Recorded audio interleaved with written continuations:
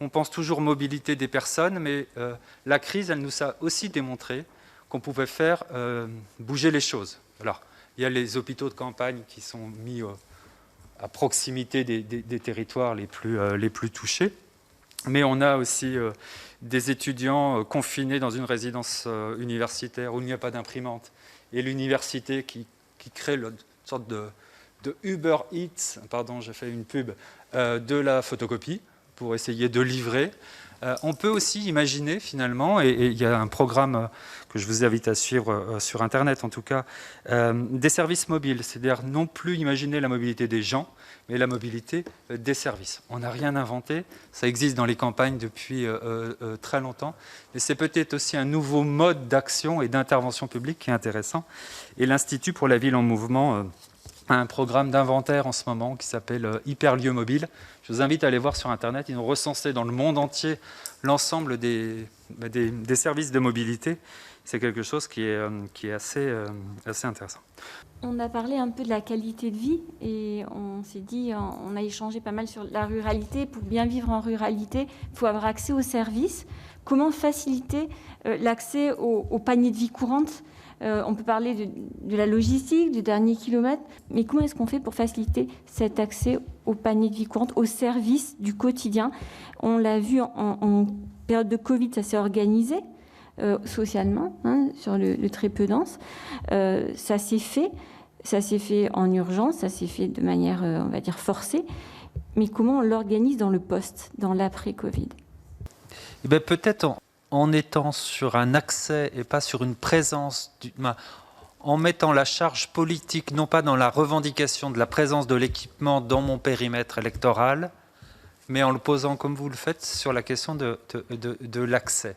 Et donc de comment mon habitant il se déplace vers, ou comment, ce que j'essayais maladroitement d'esquisser tout à l'heure, comment le service vient vers mon habitant, a fortiori dans les espaces peu denses, a fortiori avec une population qui va vieillir au galop. Et donc, déjà, peut-être l'envisager dans la mobilité ou des personnes ou des choses et des services, c'est peut-être se donner un peu plus de marge de manœuvre pour l'organiser. En tout cas, cet accès au panier, j'aime bien cette idée du bouquet de services, en fait, le bouquet minimal de services, il n'est pas forcément dans cette ville du quart d'heure, là, ça y est, c'est parti, la ville du quart d'heure, c'est partout. Tous les colloques ne parlent que de la ville du quart d'heure, etc.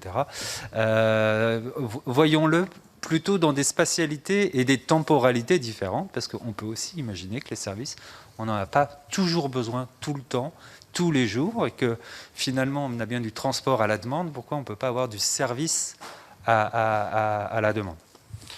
Voilà, je voudrais simplement terminer en évoquant le challenge de la transition énergétique, pour simplement dire qu'effectivement, on est en train de faire bouger le curseur, puisque la Commission européenne parle de passer à des réductions de 50% en 2040.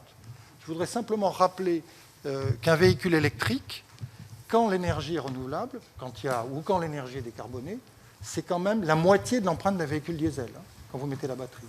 Il en va de même de l'hydrogène. Alors, l'hydrogène, vous avez l'avantage de ne pas faire de la distance, non. Mais vous n'avez pas résolu le problème.